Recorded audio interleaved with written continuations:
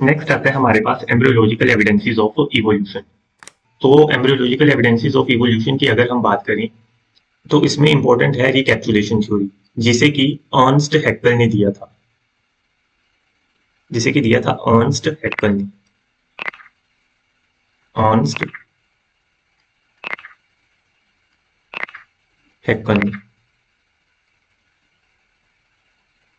इन 1865।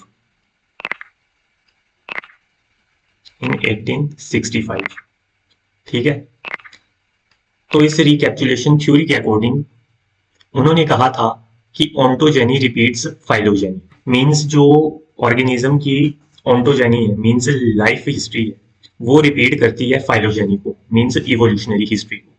तो उन्होंने एग्जांपल दिया वर्टिब्रेट्स के एम्ब्रियोस का। ठीक है, तो जो ह्यूमन का एम्ब्रियो है वो सिमिलर होता है बाकी वर्टिब्रेट्स के एम्ब्रियो से, जैसे कि फिश, रेप्टाइल, बर्ड्स, मैमल्स। ठीक है, तो उन्होंने कहा कि ये जो एम्ब्रियो है वो अपने एंसेस्टर की एडल्ट हिस्ट्री को रिपीट करता है। मीन्स वो जो एम्ब्रियो है वो सबसे पहले फिश में मॉडिफाई होगा, फिर उसमें जो है वो एम्फीबियंस के कैरेक्टर आएंगे, then reptiles, then birds and then mammals के कैरेक्टर आएंगे, देन उसके बाद जो है वो फुली ह्यूमन में डेवलप हो जाएगा। लेकिन उनकी ये जो थ्योरी थी वो गलत थी, क्योंकि आज का जो हमारा मॉडर्न व्यू है कि जितने भी ये वर्टिब्रेट्स के एम्ब्रियो हैं वो सबसे पहले जो है वो जर्नल कैरेक्टर को डेवलप करते हैं। ठीक है, जैसे कि फॉर्मेशन ऑफ टेल, फेरेंजियल गिलसिड्स और डेवलपमेंट ऑफ बैकबोन, ये जितने भी जर्नल कैरेक्टर्स हैं सबसे पहले वो डेवलप होते हैं वर्टिब्रेट्स में। उसके बाद जो है वो उनके स्पेशलाइज्ड कैरेक्टर जो है वो डेवलप होते हैं। तो इस कारण से सभी का जो एम्ब्रियो है वो सिमिलर टाइप का नजर आता है। तो इस कारण से जितने भी वर्टिब्रेट्स हैं जैसे कि fish, salamander, tortoise, chicken, monkey, human, इन सब का एम्ब्रियो जो होता है वो इनिशियल स्टेजेस में सिमिलर होता है, लेकिन धीरे धीरे जब ये स्पेसिफिक फंक्शंस डेवलप करना शुरू करते हैं वैसे वैसे इनमें चेंजिंग आती है। सो this is an example of embryological evidences of evolution. तो इससे हमें ये पता चलता है कि जितने भी वर्टिब्रेट्स हैं उनका जो था पहले कॉमन एंसेस्टर था। नेक्स्ट आता है हमारे पास पैलेंटोलॉजिकल एविडेंसेस ऑफ इवोल्यूशन, जिसमें कि सबसे पहले हमारे पास आते हैं कनेक्टिंग लिंक्स। तो अगर हम कनेक्टिंग लिंक्स की बात करें तो ये ऐसे लिविंग ऑर्गेनिजम्स होते हैं जिनके पास 2 डिफरेंट टेक्सोनोमिक ग्रुप्स के कैरेक्टरिस्टिक्स होती हैं। ठीक है, और ये ऑर्गेनिजम्स जो हैं वो एक तरह से ब्रिज की तरह काम करते हैं इवोल्यूशनरी टाइमलाइन में। इसका जो क्लासिकल एग्जांपल है वो है रैटफिश, जिसे कि काइमेरा भी बोलते हैं। तो अगर हम रैटफिश की बात करें तो ये जो है वो कनेक्टिंग लिंक का काम करती है between cartilaginous fishes and bony fishes. तो अगर हम इसके कार्डिलेजिनस फिशेस वाले कैरेक्टर्स की बात करें तो इसके पास जो है वो क्लैस्पर्स प्रेजेंट होते हैं। कैमेरी फिश के जो मेल्स होते हैं उनके पास जो है वो क्लैस्पर्स होते हैं, और उसी के साथ साथ इसका जो एक्सोस्केलेटन होता है वो कार्डिलेज का बना होता है। और अगर हम इसके बोनी फिशेस वाले कैरेक्टरिस्टिक्स की बात करें तो इसके पास जो है वो ओपर्क्यूलम प्रेजेंट होता है, और दूसरा इसके पास जो है वो परमानेंट टीथ्स होते हैं। मींस इसके टीथ्स जो हैं वो रिप्लेसेबल नहीं होते हैं कार्डिलेजिनस फिशेस की तरह। तो इस कारण से ये जो है वो कनेक्टिंग लिंक का काम करती है between cartilaginous fishes and bony fishes. Next हमारे पास आता है प्रोटोपटेरस। तो अगर हम प्रोटोपटेरस की बात करें तो ये जो है वो कनेक्टिंग लिंक का काम करता है बिटवीन एनालीड्स एंड आर्थ्रोपोड्स। तो अगर हम इसके एनालीड्स वाले कैरेक्टर्स की बात करें तो इसके पास नेफ्रीडिया होता है एक्सक्रीशन के लिए, और सिगमेंटेड बॉडी होती है। ठीक है, और दूसरी तरफ अगर हम इसके आर्थ्रोपोड्स वाले कैरेक्टर्स की बात करें तो इसके पास आर्थ्रोपोड्स की तरह ट्रैकियल सिस्टम होता है ब्रीदिंग के लिए। तो इस तरह से ये जो है वो कनेक्टिंग लिंक का काम करता है बिटवीन आर्थ्रोपोड्स एंड एनालीड्स। फिर नेक्स्ट हमारे पास आता है यूग्लिना। तो अगर हम यूग्लिना की बात करें तो ये जो है वो कनेक्टिंग लिंक का काम करता है बिटवीन प्लांट्स एंड एनिमल्स। इसके पास जो है वो एनिमल लाइक कैरेक्टर्स भी हैं और प्लांट लाइक कैरेक्टर्स भी हैं। अगर हम इसके प्लांट लाइक कैरेक्टर्स की बात करें तो इसके पास जो है वो क्लोरोप्लास्ट प्रेजेंट होता है। तो ये सनलाइट की प्रेजेंस में जो है वो autotrophic mode of nutrition show करता है।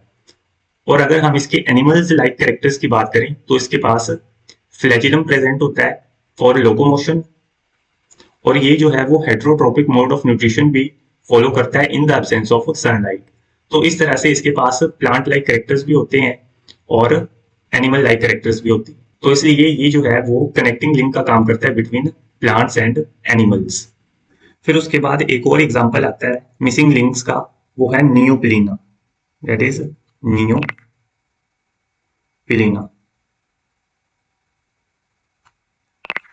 ठीक है,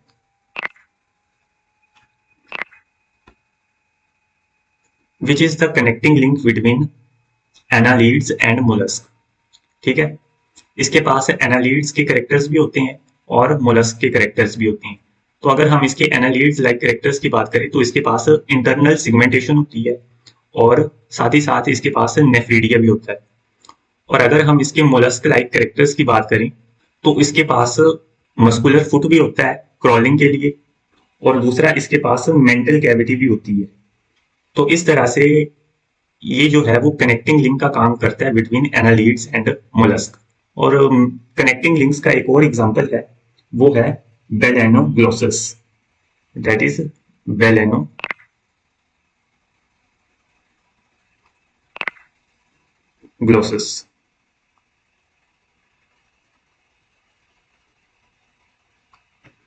ठीक है, तो बेलेनोग्लोसस जो है वो कनेक्टिंग लिंक का काम करता है बिटवीन नॉन कोऑर्डिनेट्स और कोऑर्डिनेट्स। तो नॉन कोऑर्डिनेट्स में ये जो है वो रिजेंबलेंस शो करता है एकाइनोडर्मेट से। ठीक है, इसका जो नर्वस सिस्टम होता है वो एकाइनोडर्म्स की तरह होता है, मींस स्टारफिश की तरह होता है।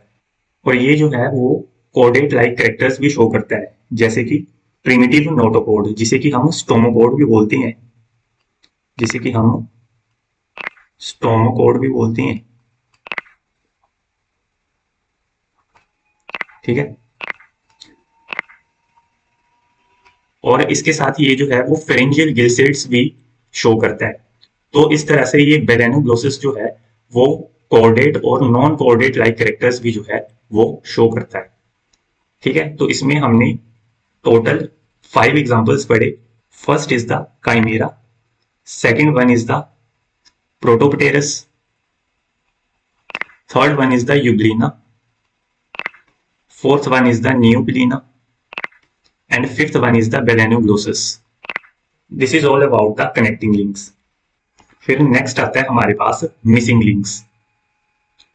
तो मिसिंग लिंक्स जो हैं वो एक्सटिंक्ट ऑर्गेनिजम्स होते हैं जो कि दो डिफरेंट इवोल्यूशनरी ग्रुप्स के कैरेक्टरिस्टिक्स को शो करती थे।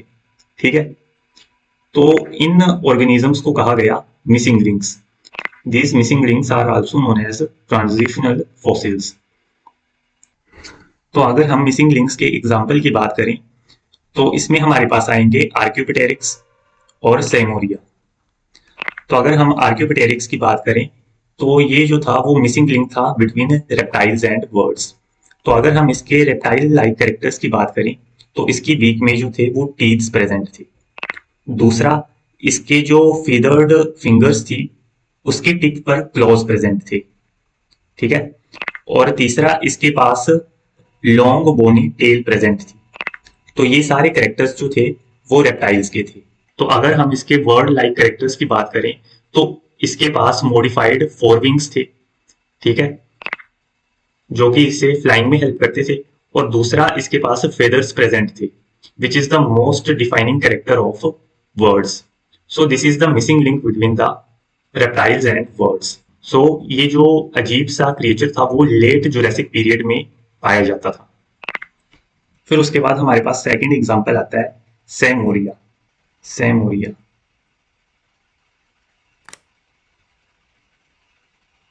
ठीक है, तो अगर हम सेमोरिया की बात करें, विच is the missing link between amphibians and reptiles. तो अगर इसके स्कल को देखें अगर हम, तो इसकी स्कल जो थी वो एम्फीबियंस की तरह थी, और बाकी जो इसका स्केलेटन था बॉडी का वो जो था वो रेप्टाइल्स की तरह था। ठीक है, इसकी जो फोर विंग्स थी टेल थी, वो सारी जो थी वो रेप्टाइल्स की तरह थी। तो ये भी जो था एक तरह से मिसिंग लिंक था बिटवीन रेप्टाइल्स एंड एम्फीबियंस। ठीक है, इसके कुछ और एग्जांपल्स भी हैं, जैसे कि साइनोडोंट, साइनोडोंट, साइनोडोंट, जो कि मिसिंग लिंक था बिटवीन रेप्टाइल्स एंड मैमल्स। तो अगर हम मिसिंग लिंक को देखें तो इसमें हमने जो है वो तीन एग्जांपल्स को स्टडी किया। First is the archaeopteryx, second one is the seymouria and third one is the cynodont. और इससे पहले हमने कनेक्टिंग लिंक्स के जो है वो 5 एग्जांपल्स किए, काइमेरा, प्रोटोपटेरस, यूग्लिना, न्यूक्लिना एंड बेलेनोग्लोसस। तो इसके साथ साथ एक और इसका एग्जांपल है कनेक्टिंग लिंक्स का, which is lungfish, lungfish.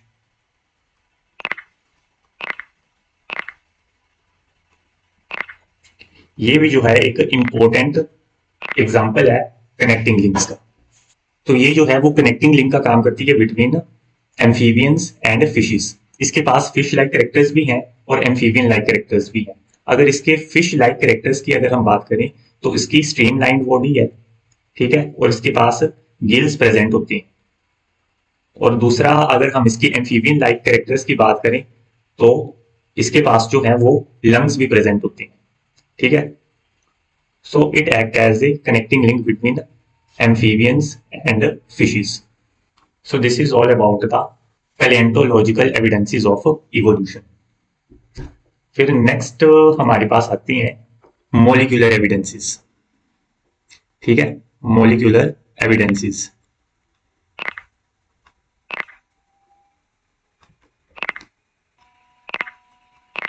Evidences.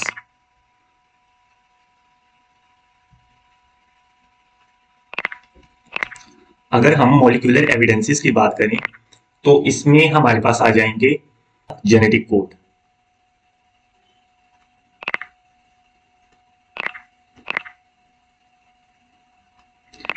तो जेनेटिक कोड की अगर हम बात करें तो जितनी भी न्यूक्लियोटाइड्स हैं, एडेनिन, गुआनिन, थाइमिन, साइटोसिन, जितनी भी जो न्यूक्लियोटाइड्स हैं वो सारे मिलकर के जो है वो कोड करती हैं 20 अमीनो एसिड्स को।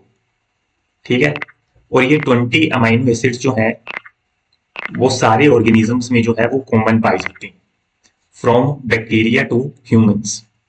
ठीक है, और ये 20 अमीनो एसिड्स जो है वो आपस में मिलकर के जो है वो प्रोटीन्स की फॉर्मेशन करते हैं। ये प्रोटीन्स जो है वो डिफरेंट हो सकते हैं इन अमीनो एसिड्स की कॉम्बिनेशंस की वजह से, लेकिन ये 20 अमीनो एसिड्स जो हैं वो सारे ऑर्गेनिजम्स में जो है वो कॉमन ही पाए जाएंगे। ठीक है, तो इससे हमें ये क्लियर होता है कि जितने भी ऑर्गेनिजम्स हैं उनका कहीं ना कहीं जो है वो एक कॉमन एंसेस्टर है। ठीक है, और इसका जो सेकंड एग्जांपल है वो है cytochrome. First is the genetic code, second one is the cytochrome, cytochrome. तो अगर हम साइटोक्रोम की बात करें तो इसे जो है वो मॉलिक्यूलर क्लॉक भी कहा जाता है। ठीक है, मॉलिक्यूलर क्लॉक।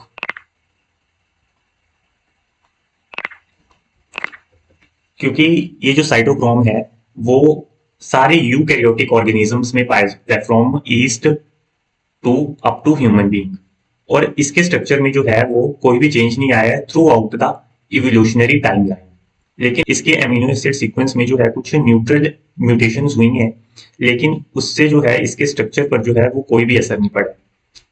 अगर हम इस प्रोटीन के एमिनो एसिड्स को स्टडी करें तो क्लोजली रिलेटेड स्पीशीज जो हैं जैसे कि चिंपैंजी और ह्यूमन बीइंग, इनका जो एमिनो एसिड स्ट्रक्चर है वो ऑलमोस्ट 100% सिमिलर है। ठीक है, और जितने डिस्टेंट ऑर्गेनिजम्स हैं जैसे कि ईस्ट एंड ह्यूमन बीइंग, तो उनके एमिनो एसिड सीक्वेंस में जो है वो कुछ डिफरेंसेस देखने को मिलते हैं।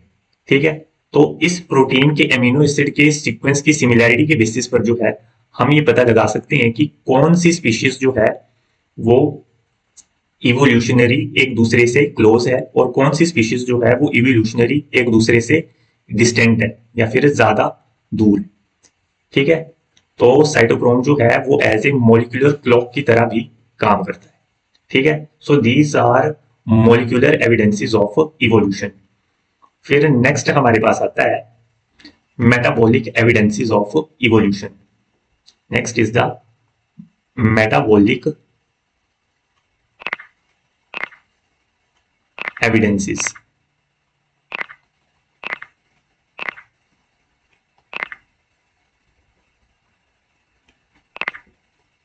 ठीक है, तो अगर हम मेटाबॉलिक एविडेंसेस की बात करें तो जितने भी ऑर्गेनिजम्स हैं हमारी अर्थ के ऊपर फ्रॉम बैक्टीरिया टू ह्यूमंस, तो उनमें एक चीज कॉमन है, वो है ग्लूकोज को ब्रेक करके एनर्जी प्रोड्यूस करना। ठीक है, ग्लूकोज को ब्रेक करके एनर्जी प्रोड्यूस करना।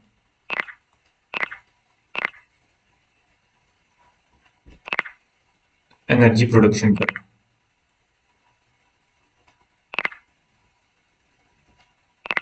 ठीक है, और इस प्रोसेस को कहा जाता है glycolysis. This process is known as glycolysis.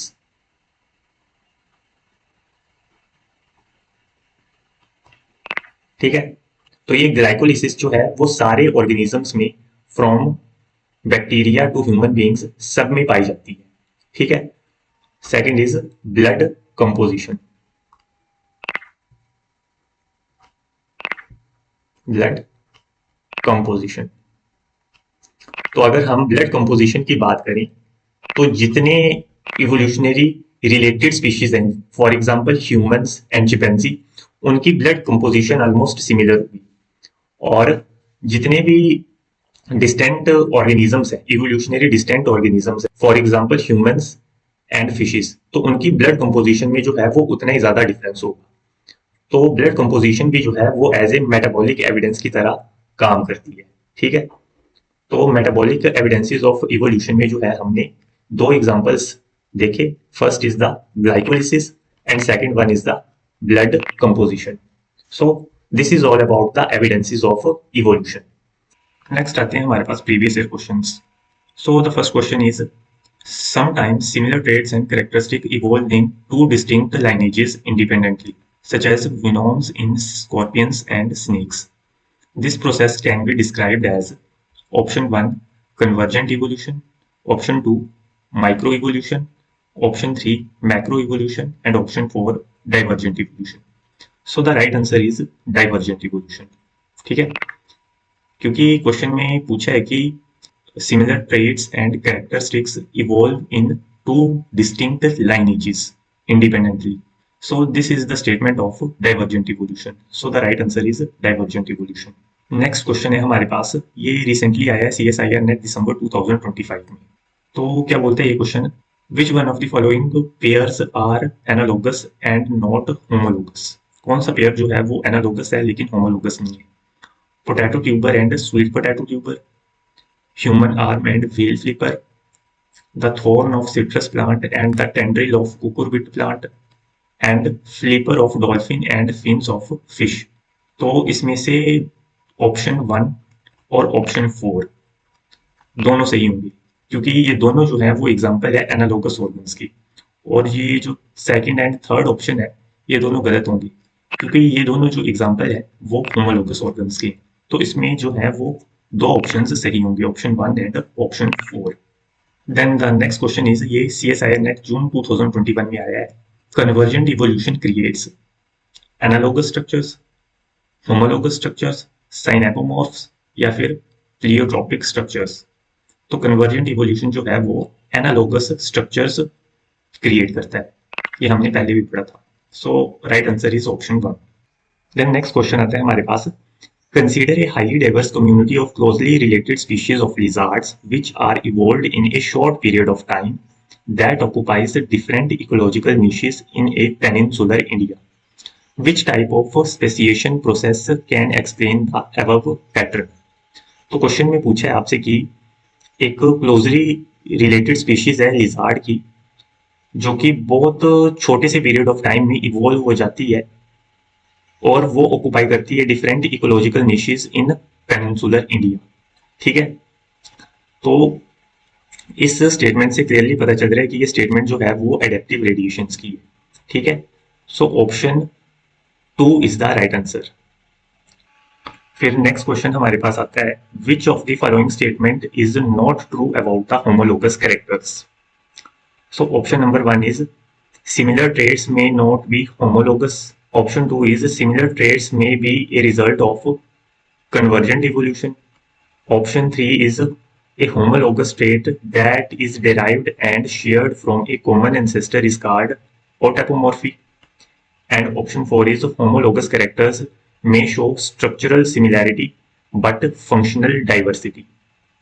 ठीक है, तो option 4 is the right answer, क्योंकि होमोलोगस कैरेक्टर्स जो हैं वो स्ट्रक्चरल सिमिलैरिटी शो करती हैं लेकिन फंक्शन जो है वो डिफरेंट शो करती हैं। So option 4 is the statement of homologous organs, hence it is the right answer. Then next question है, given below are the proposed analogous structure among the organisms. Option 1 wings of birds and bat, option 2 wings of bat and tetrapod digits, option 3 tendrils of vitis and tendrils of pumpkin, option 4 tubers of potato and sweet potato, and option 5 fins of fish and flippers of whale. So which of the following option correctly states the analogous structures? तो इन पांचों option में आपको बताना है कि कौन से options जो हैं वो एनालोगस स्ट्रक्चर्स हैं। ठीक है, तो ऑप्शन 1 जो है wings of birds and wings of bat, ये जो है एक एनालोगस स्ट्रक्चर का एग्जांपल है। सेकंड जो है wings of bat and tetrapod digits, ये जो है वो होमोलोगस ऑर्गन्स का एग्जांपल है, तो ये गलत हो जाता है। Tendrils of vitis and tendrils of pumpkin, ये भी जो है एक होमोलोगस ऑर्गन्स का ही एग्जांपल है, तो ये भी गलत हो जाता है। Tuber of potatoes and sweet potatoes, ये जो है वो एनालोगस ऑर्गन्स का एग्जांपल है। नेक्स्ट फिफ्थ है fins of fish and flippers of whale, ये भी जो है एक एनालोगस ऑर्गन्स का ही एग्जांपल है, तो राइट आंसर इज ऑप्शन 4।